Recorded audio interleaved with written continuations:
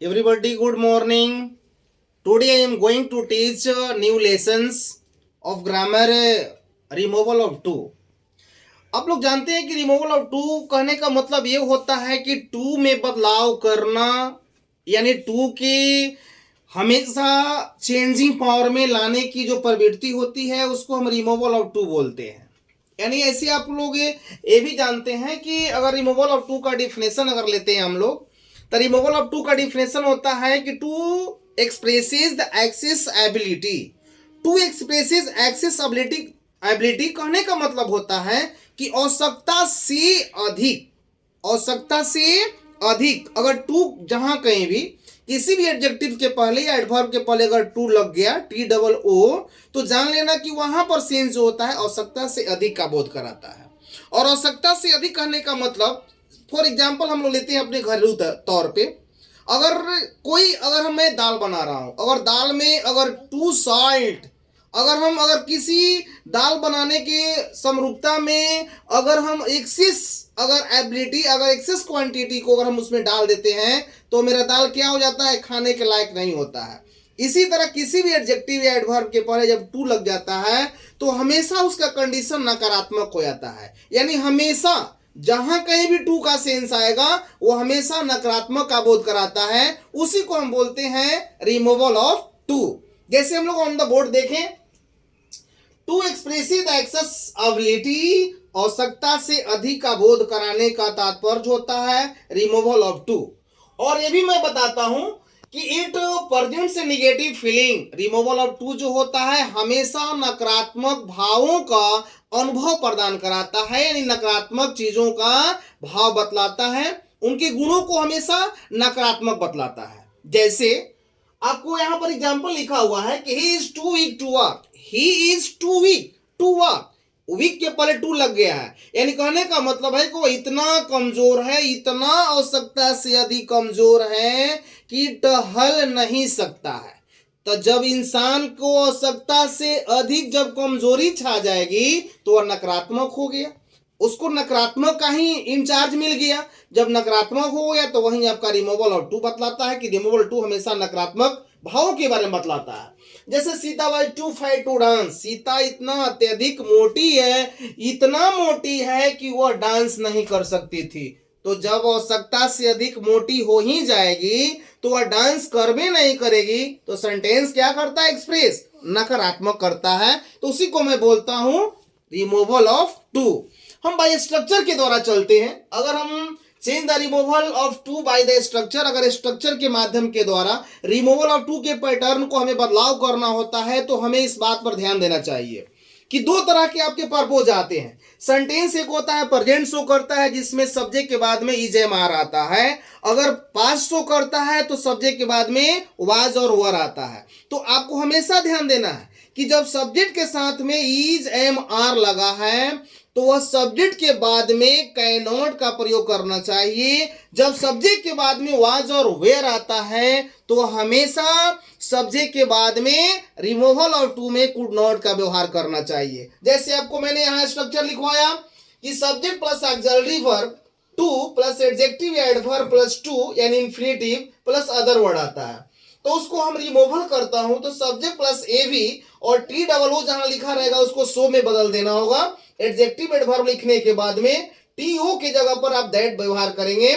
जैसे ही दैट लिखते हैं तो स्टार्टिंग का जो सब्जेक्ट होता है वह स्टार्टिंग का सब्जेक्ट दैट के बाद में हम राइट कर देते हैं। इसके बाद में देखते हैं कि हमारा सब्जेक्ट के बाद में क्या लगा हुआ है। अगर इज लगा है तो आप कैन नॉट का व्यवहार कर देंगे, अगर वाज लगा होगा तो कुड नॉट का व्यवहार कर देंगे, और बाकी ज्यों का त्यों आप उसको बना सकते हैं। उसको आपको किसी भी प्रकार का फंसने की कोई प्रोसेस नहीं होता है। जैसे इस स्ट्रक्चर के द्वारा मैं इस एग्जाम्पल को हल कर लेता हूं। जैसे कि he is too weak to walk, वह इतना कमजोर है कि टहल नहीं सकता है।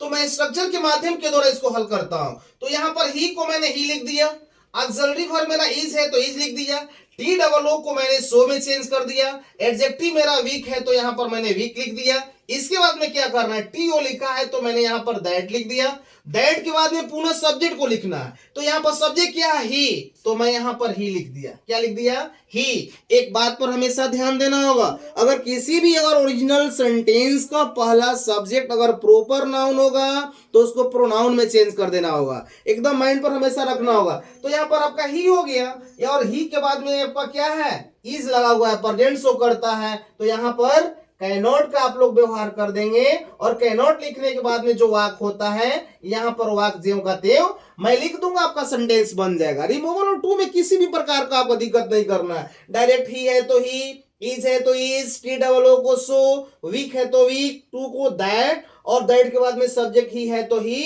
इज है मार लगा है तो कैनॉट, और वाक है तो वाक। यानी कहने का मतलब है कि वह इतना कमजोर है कि टहल नहीं सकता है। आपका एक सेंटेंस का एग्जांपल मैंने कंप्लीट किया। दूसरा आपका लिखा हुआ, Sita why too fat to dance, Sita इतना मोटी थी कि डांस नहीं कर सकती थी, तो यहां पर डायरेक्टली लिखिएगा सीता, सीता के बाद में वाज लिख देते हैं, टी डबल ओ है तो सो कर देंगे, और फैट है तो फैट, और टी डबल ओ को मैंने दैट में चेंज कर दिया। जब दैट कर दिया तो सीता क्या है, मेरा प्रॉपर नाउन है, तो इसको प्रोनाउन में मैंने चेंज किया तो हो जाएगा सी, और यहाँ पर वाज लगा है तो यहाँ पर लिख देंगे कुड नॉट, और कुड नॉट के बाद में डांस है तो डांस को डांस में आप बदल दीजिए, डायरेक्टली आपका रिमूवल और टू क्या हो गया, कंप्लीट हो गया। इसके माध्यम के द्वारा मैं फिर इस स्ट्रक्चर से नीचे आपको मैंने 4 एग्जाम्पल को लिखा है।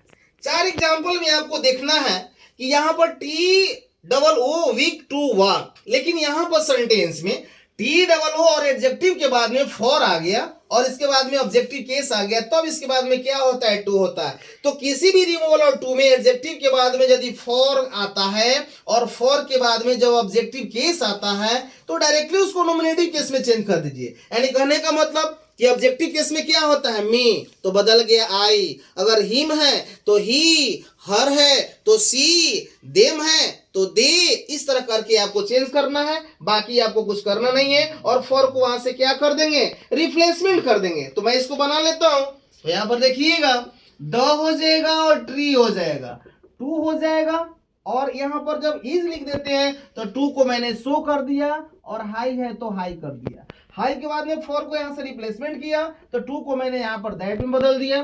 दैट के बाद में मी यहां पर ऑब्जेक्टिव केस है, तो ऑब्जेक्टिव केस को नॉमिनेटिव में करूंगा तो क्या बन जाएगा, आई बन जाएगा। और आई के बाद में यहां पर इज लगा है तो क्या लिख दूंगा, कैनॉट, और कैनॉट के बाद में यहां पर क्लाइम है तो क्लाइम लिख देंगे, और क्लाइम के बाद में मैंने सब्जेक्ट को डालता हूं। जैसे मैं चढ़ नहीं सकता हूं, किस पर, पेड़ पर, पेड़ इतना अत्यधिक ऊंचा है कि मैं चढ़ नहीं सकता हूं, तो यहां पर आप क्लाइम के बाद में ईट दर्शा सकते हैं ऑब्जेक्ट के रूप में। अगर ईट डालते हैं तब पर भी सही है, और ईट नहीं डालते हैं तब पर भी सही है। तो जहां कहीं भी आपको सेंटेंस में फॉर और ऑब्जेक्टिव केस आता है तो फॉर को रिप्लेसमेंट कर देना है, और मी को या कोई भी ऑब्जेक्टिव केस को नॉमिनेटिव में चेंज कर देना है, बाकी आपका सेम प्रोसेस रहेगा।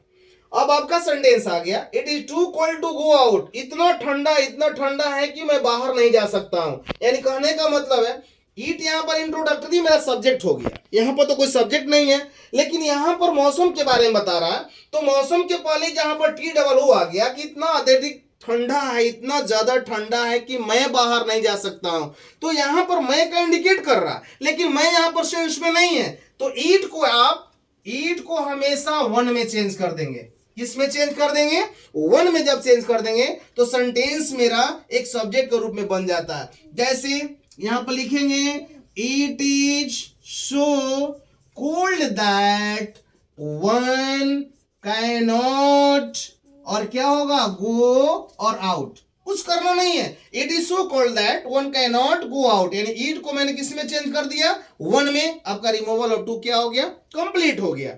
अब सेंटेंस आ गया थर्ड मेरा यहां पर कि he is too slow for a runner. अब देखिएगा बच्चे कंफ्यूज पड़ जाते हैं कि सर यहां भी फॉर था और यहां भी फॉर था, तो दोनों में सर कैसे मैं पहचानूंगा।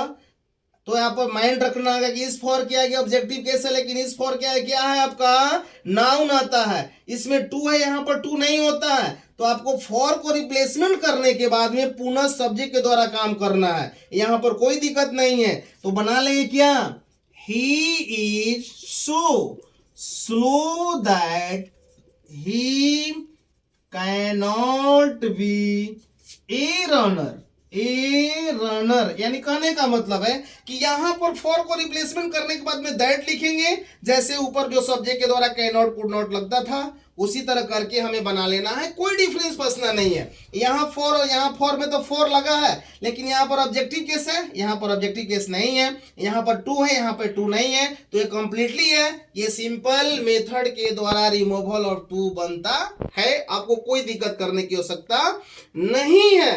अब यहाँ पर सेंटेंस आपका फॉर एग्जाम्पल में आ गया कि दैट इज टू हॉट। चाय आवश्यकता से अधिक गर्म है, तो आपका आवश्यकता से अधिक गर्म करने का मतलब यहाँ पे टू का प्रोसेस के आगे बस डायरेक्टली आपका हॉट एडजेक्टिव है, इसके बाद में कोई टू और अदर वर्ड नहीं है।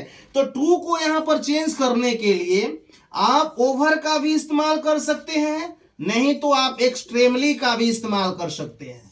आप दोनों में से किसी एक का इस्तेमाल कर सकते हैं। ऐसे तो बहुत सारा चीज होता है, बट शॉर्ट तरीके पे है कि टू को हमेशा ओवर में चेंज कर दें और ओवर के बाद में एक्सट्रीमली चेंज कर देंगे। तो इसको कैसे बना लेंगे? The tea is over hot या the tea is extremely hot. इस तरह करके आप रिमूवल ऑफ टू को सारे सेंटेंस को बना सकते हैं। किसी भी तरह का कोई कंफ्यूजन नहीं है। मैं आपको फिर से बताना चाहता हूं कि रिमूवल ऑफ टू जो होता है हमेशा टू में बदलाव करना है, आवश्यकता से अधिक चीजों को रूप को दिखावा करना। ये सेंटेंस हमेशा नकारात्मक होता है। इसमें जितने सारे प्रोसेस होते हैं उस प्रोसेस को हमेशा चेंजिंग के तौर पे समझ लेना जरूरी है कि जहां पर एडजेक्टिव के पहले यदि टी डबल ओ लगा रहता है तो वहां सो में चेंज कर दें। टी ओ जहां लगा रहता है वहां पर दैट चेंज कर दें। अगर सब्जेक्ट के साथ में प्रेजेंट का मोमेंट है तो कैन नॉट का यूज करें। अगर सब्जेक्ट के बाद में पास्ट का अगर वर्ब है तो यहाँ पर कुड नॉट का यूज करें। इस तरह करके आप रिमूवल ऑफ टू बिल्कुल इजी और आसानी तौर से बना लेंगे। किसी भी प्रकार का कोई कंफ्यूजन नहीं है। अगर आपको मैंने यहां पर ही बता दिया फॉर का संश्लेषण, अगर फॉर के साथ में ऑब्जेक्टिव केस होता है और फॉर के साथ में अगर डायरेक्टली नाउन होता है तो इसको हम सिंपल तौर पे बनाते हैं, और जहां ऑब्जेक्टिव होता है उसको नॉमिनेटिव केस में चेंज करके सेंटेंस को बना लेते हैं। इसमें किसी प्रकार की कोई कंफ्यूजन नहीं है। जहां पर सब्जेक्ट के साथ में डायरेक्टली सिंगल टू आता है तो सिंगल टू को आप डायरेक्टली ओवर में चेंज कर दीजिए, और नहीं तो एक्सट्रीमली में चेंज कर दीजिए, और चेंज करने के बाद में डायरेक्टली एकदम सेंटेंस को लिख दीजिए। आपका रिमूवल ऑफ टू बन जाएगा। कहीं किसी भी प्रकार की कोई दिक्कत नहीं है। यदि मेरा रिमूवल ऑफ टू अगर आपको ये ग्रामेटिकल मेथड और तरीका और पढ़ाने का व्यू मेरा यदि अच्छा लगता है तो मेरे चैनल को लाइक एंड सब्सक्राइब करेंगे। Thank you.